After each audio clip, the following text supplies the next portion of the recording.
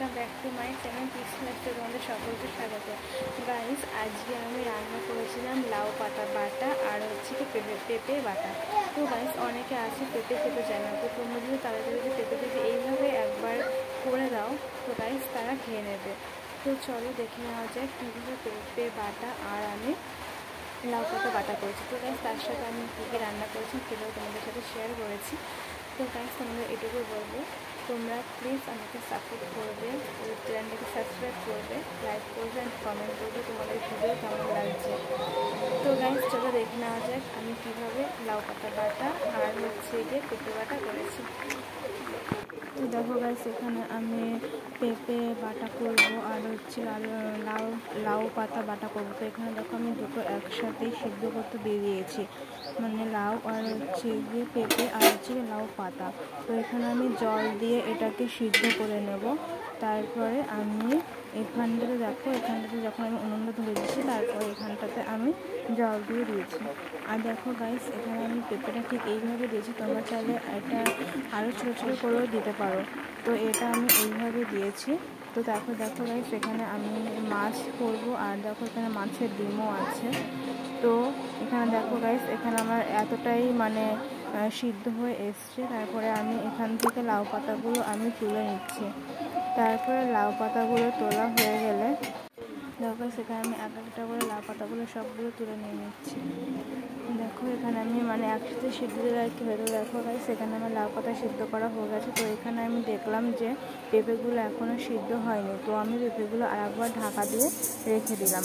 তো তার ঢাকা দেওয়ার পরে আবার তুলছি, তখন দেখলাম যে হ্যাঁ লাউগুলো তখন পেঁপেগুলো তখন সিদ্ধ হয়ে গেছে। তো তারপর আমি এক এক করে সব পেঁপেগুলো আমি এখান থেকে তুলে নিয়েছি।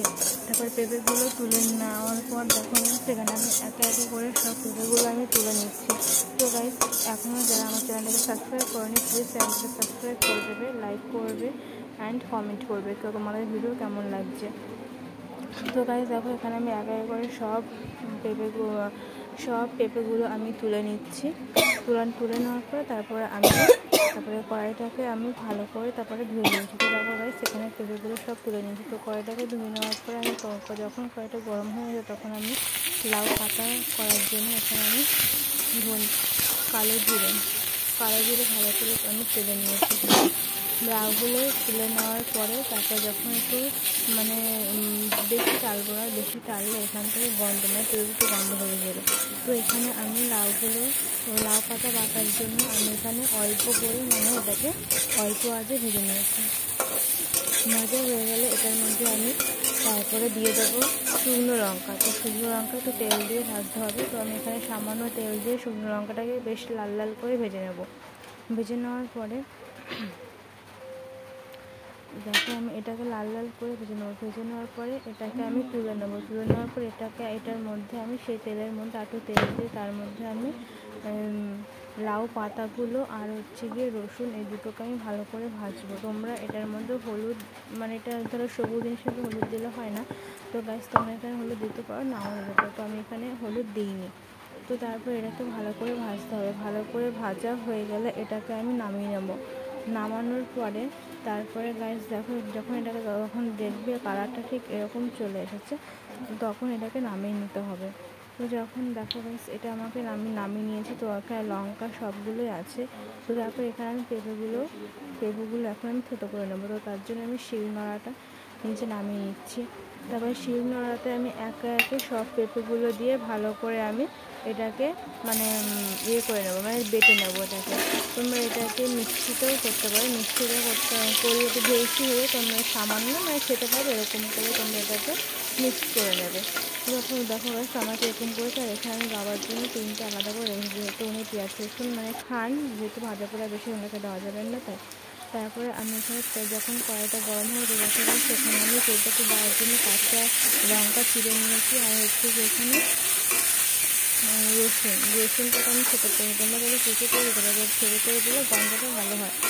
তো দেখা যায় সেখানে আমি তারপরে আমি কড়াইয়ের মধ্যে আমি তেল দিয়ে দিয়েছি। তো তখন তেলটা গরম হয়ে যাবে, তো তার মধ্যে আমি সেই কাঁচা লঙ্কা আর হচ্ছে যে আমি রসুনটাকে দিয়ে দিয়েছি।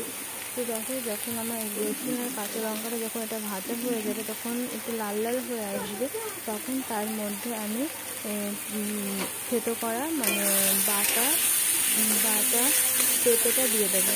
তারপরে যখন পেঁপেটা দিয়ে দেবো, তখন পেঁপেটা যখন নাড়াতে দেখবো পেঁপেটা হয়ে এসছে, একটু সময় 5 মিনিট মতো আমি নিয়েছি। তারপরে তার মধ্যে হলুদ দিয়ে দেবো।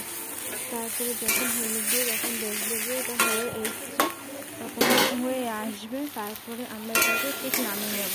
তো দেখো এটাকে আমরা মানে একটু তেলটা একটু অল্প দিতে হবে, তেল বেশি দিলে হবে না। তারপরে এটা দেখো সামান্য হলুদ দিতে হবে, বেশি হলুদ দিলে এটা হবে না।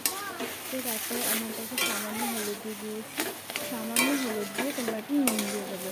তো স্বাদ মতো তোমরা নুন দেবে, নুন প্রথমে একটু অল্প দেবে, কারণ পরে তোমরা দেখবে যদি লাগে তো তারপরে তোমরা দেবে। তারপরে আমি এটাকে ভালো মতো নাড়িয়ে নিয়েছি, নাড়ানোর পরে তারপরে যখন তারপর সামান্য একটু তেল দিয়ে দিয়েছি। তো গাইস আমি আবারও বলবো, যারা আমার চ্যানেলটাকে সাবস্ক্রাইব করোনি প্লিজ চ্যানেলটাকে সাবস্ক্রাইব করে দেবে। তো দেখো গাইস এখানে আমার এটা প্রায় হয়ে এসেছে। তারপরে আমি এটাতে তো দেখো গাইস এখানে যখন এটা হয়ে যাবে, তখন সেটাকে তারপরে আমরা এটাকে নামিয়ে নেবো। তো দেখো গাইস এটাকে আমি ভালো করে আমি নামিয়ে নেবো। গাইস আমার কথায় শুনতে হচ্ছে তোমাদের অসুবিধা হচ্ছে, যেহেতু আমাদের এখানে বৃষ্টি পড়ছে তাই। তো দেখো গাইস তারপরে আমি এটাকে ভালো মতো নাড়িয়ে নিয়েছি। নাড়ানোর পরে যখন এটা হয়ে আসবে, তখন আমরা এটাকে নামিয়ে নেব। তো দেখো এটা হয়ে এসছে, ভালো মতো আমাদের নাড়তে হবে। দেখো গাইস তোমাদেরকে আমি একটু দেখিয়ে দিলাম কাছে এনে। তো তারপরে এটা যদি তোমরা ঠিক এইভাবে পেঁপেটা দেয় না, যারা পেঁপে না খাও তারা যদি এইভাবে পেঁপে করে খাও তো তারা খেতে পারে, খুবই সুস্বাদু। তারপরে লাউ পাতা বাটা আমি করে নিয়েছি এখানে। তারপরে এখানে এখন আমি মাছগুলো করবো, মাছগুলো ভাজবো। তারপরে একটা রুই মাছ ছিল, তারপরে আমি তেলটা গরম করে দিয়েছি। তো তেলের মধ্যে তারপরে আমি মাছের মধ্যে আমি নুন হলুদ দিয়ে দিয়েছি, নুন হলুদ দিয়ে তারপরে আমি মাছগুলোকে একের উপরে ভেজে নিয়েছি। তো গাইস আজকে আমি রান্না করেছিলাম, মাছ করেছিলাম, তারপরে হচ্ছে লাউ পাতা বাটা, তারপরে আমাদের যে পেঁপে এগুলোই করেছিলাম। তো দেখো আমার যখন কড়াইটা গরম হয়ে গেছে, তার মধ্যে আমি তেল দিয়ে দিয়েছি। যখন তেলটা গরম হয়ে যাবে তখন আমরা মাছগুলো ছেড়ে দেবো তার মধ্যে। তো গাইস দেখো আমি এখানে মাছগুলো মাখিয়ে নিচ্ছিলাম নুন হলুদ দিয়ে।